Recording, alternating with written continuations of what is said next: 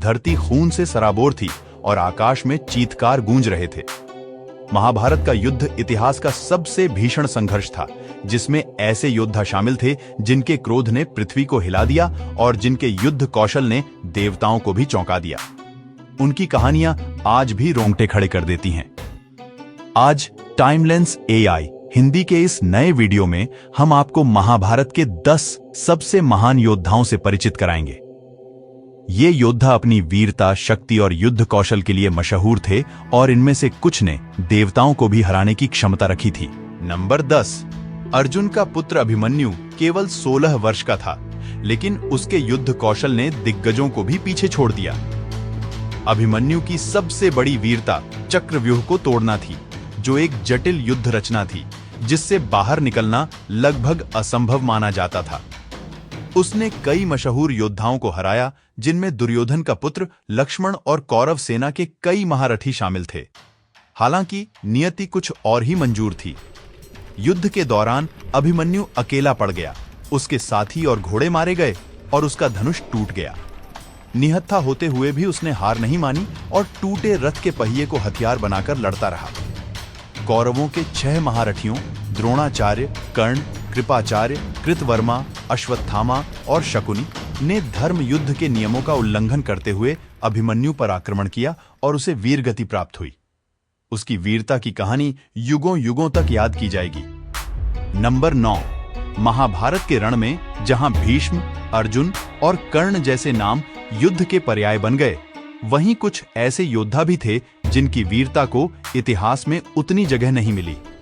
ऐसे ही एक अविस्मरणीय योद्धा थे यादव कुल के सात्यकी।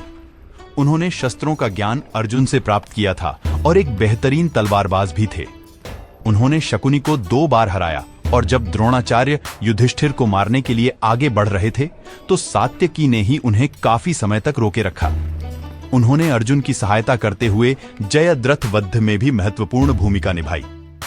सात्यकी ने पांडव सेना के सेनापति धृष्टद्युम्न की भी कई बार जान बचाई। युद्ध के दौरान उन्होंने भूरिश्रवा को मार गिराया, जिसके बाद उन्हें काफी आलोचना भी मिली।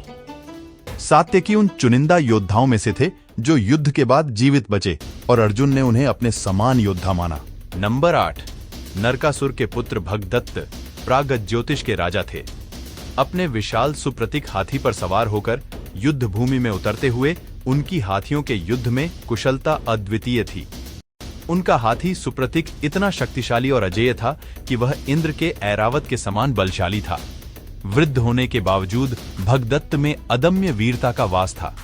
कुरुक्षेत्र युद्ध में वे सबसे वरिष्ठ योद्धाओं में से एक थे, शायद भीष्म और द्रोणाचार्य से भी अधिक। उनका सामर्थ्य ऐसा था कि वे भीम और घटोत्कच जैसे शक्तिशाली योद्धाओं को भी परास्त कर सकते थे।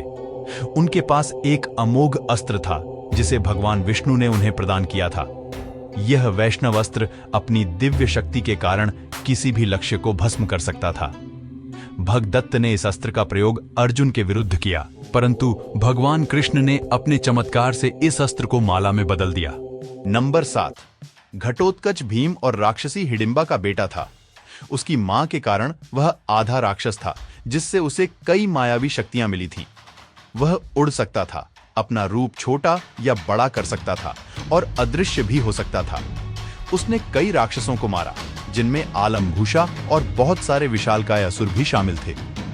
दुर्योधन ने कर्ण से घटोत्कच को मारने की गुहार लगाई, क्योंकि घटोत्कच के हमलों से पूरी कौरव सेना नाश के कगार पर पहुंच चुकी थी। कर्ण के पास भगवान इंद्र द्वारा दिया गया वासवी शक्ति नाम का दिव्य अस्त्र था, लेकिन वह इसे सिर्फ एक बार ही इस्तेमाल कर सकता था और कर्ण इसे अपने प्रतिद्वंद्वी अर्जुन के लिए बचाकर रखना चाहता था। मगर दुर्योधन को मना नहीं कर पाने के कारण कर्ण ने वासवी शक्ति का इस्तेमाल करके घटोत्कच को मार डाला। कहा जाता है कि जब घटोत्कच को लगा कि वह मरने वाला है, तो उसने बहुत बड़ा रूप धारण कर लिया।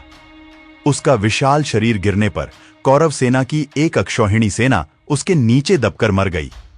घटोत्कच के मरने पर भगवान कृष्ण खुश थे, क्योंकि अब कर्ण के पास अर्जुन के खिलाफ इस्तेमाल करने के लिए वासवी शक्ति नहीं बची थी। नंबर 6, भीम वायु देवता और कुंती के पुत्र थे। 10,000 हाथियों के बल से समृद्ध उसकी गर्जना युद्ध भूमि पर कंपन पैदा कर देती थी। वह दुनिया के सबसे बेहतरीन और कुशल योद्धाओं में से एक था और एक महान पहलवान भी था। भीम को कृपाचार्य और द्रोणाचार्य ने शिक्षा दी थी। बचपन से ही भीम की दुश्मनी खासकर दुर्योधन के साथ चलती थी। द्रोणाचार्य और कृपाचार्य के मार्गदर्शन में वह एक अजेय योद्धा बन चुका था, जिसके रौद्र रूप से खलनायकों के रोंगटे खड़े हो जाते थे। उसने हिडिंबा और बकासुर जैसे कई राक्षसों का वध किया। मगध के शक्तिशाली राजा जरासंध को भीम ने कुश्ती में पराजित कर उसे बीच से फाड़कर मार डाला। किचक, जो द्रौपदी को परेशान करता था, भीम ने उसे फर्श पर पटक पटक कर मार डाला। कुरुक्षेत्र युद्ध में भीम ने 100 के 100 कौरव भाइयों को मार डाला। युद्ध के अंतिम दिन भीम ने दुर्योधन से युद्ध किया और अपनी गदा से उसकी दोनों जंघाओं पर प्रहार किया। इस प्रकार उसने द्रौपदी के चीरहरण के समय ली गई प्रतिज्ञा को पूरा किया। नंबर 5, द्रोणाचार्य और कृपा के तीर से जन्मा अश्वत्थामा युद्ध में गरजता तूफान था। उसके माथे पर अलौकिक तेजस्वी मणि जगमगाती थी, जो उसे भूख, प्यास, थकान और बीमारियों से बचाती थी, जिससे वह लगभग अजेय हो गया था। अश्वत्थामा के पास दिव्य अस्त्रों का भंडार था। उसके तरकश में ब्रह्मांड को नष्ट करने वाला ब्रह्मास्त्र और सृष्टि को लीलने वाला नारायणास्त्र जैसे महाविनाशकारी शस्त्र थे।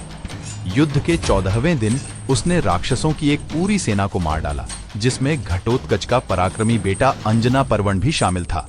उसने घटोत्कच को भी हरा दिया और उसके माया जाल को तोड़ दिया। साथ ही उसने घटोत्कच की एक अक्षौहिणी सेना को भी नष्ट कर दिया था। अश्वत्थामा का सबसे कुख्यात कार्य युद्ध की 18वीं रात का हमला था, जिसमें उसने सोते हुए द्रौपदी के पुत्रों का भीषण हत्याकांड किया था। वहां उसने धृष्टद्युम्न और शिखंडी को भी मार डाला, जो युद्ध के नियमों के विरुद्ध था। नंबर 4, गुरु द्रोणाचार्य कौरवों और पांडवों के राजगुरु थे। वे महान गुरु युद्ध कलाओं और रणनीतियों में निपुण थे और युद्ध के सभी रूपों में अत्यधिक कुशल थे। उनकी युद्ध तकनीक इतनी सटीक और घातक थी कि मानो वे युद्ध के मैदान पर शतरंज का खेल खेल रहे हों। गुरु द्रोण एक से बढ़कर एक दिव्य अस्त्रों के झाता थे। परशुराम ने उन्हें दिव्यास्त्रों की गहन विद्या सिखाई, जिसमें उन अस्त्रों को बुलाने और वापस लेने के मंत्र भी शामिल थे। द्रोण की शस्त्रागार में ब्रह्मास्त्र, ब्रह्मचिर, नारायणास्त्र, रुद्र वज्र जैसे अनेक शक्तिशाली अस्त्र थे। उनके पास ब्रह्मा की अजेय खड्ग भी थी। युद्ध के दौरान द्रोण ने कई बार पांडव सेना को भयंकर रूप से पराजित किया और उनकी रणनीति को ध्वस्त कर दिया। उनके हाथों अभिमन्यु की मृत्यु हुई। वे युद्ध की 17वीं रात तक लड़ते रहे, जब युधिष्ठिर ने झूठ बोलकर उनके प्रिय पुत्र अश्वत्थामा की मृत्यु की खबर दी। यह सुनकर द्रोण ने हथियार डाल दिए और ध्यान में लीन हो गए। इसी दौरान धृष्टद्युम्न ने उनका सिर काटकर उनकी जीवन यात्रा का अंत किया। नंबर 3, महान योद्धा भीष्म पितामह, जिन्हें गंगा और शंतनु के पुत्र देवव्रत के नाम से भी जाना जाता था।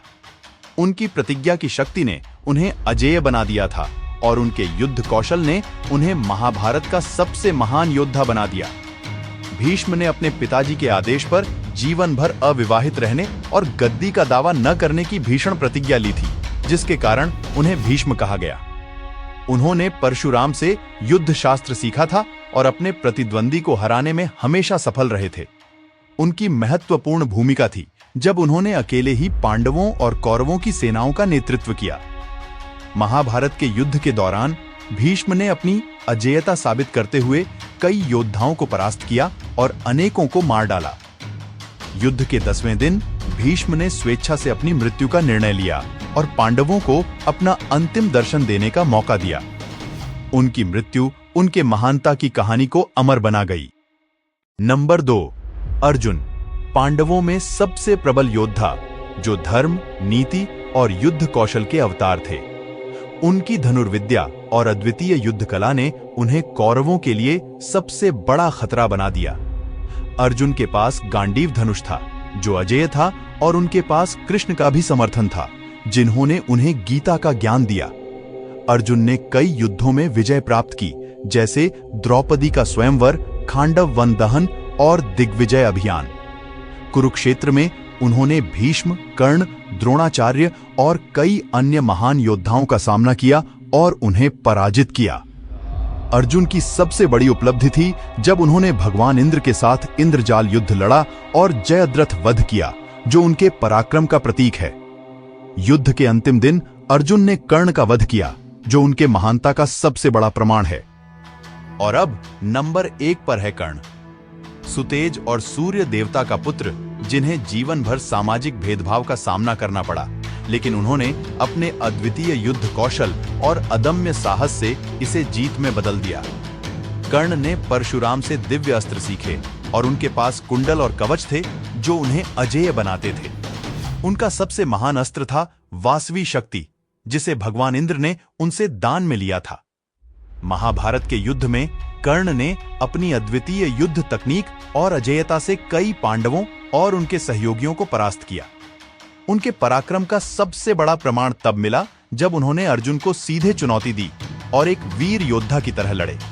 हालांकि नियति ने उनके साथ न्याय नहीं किया और वे अर्जुन के हाथों वीर गति को प्राप्त हुए।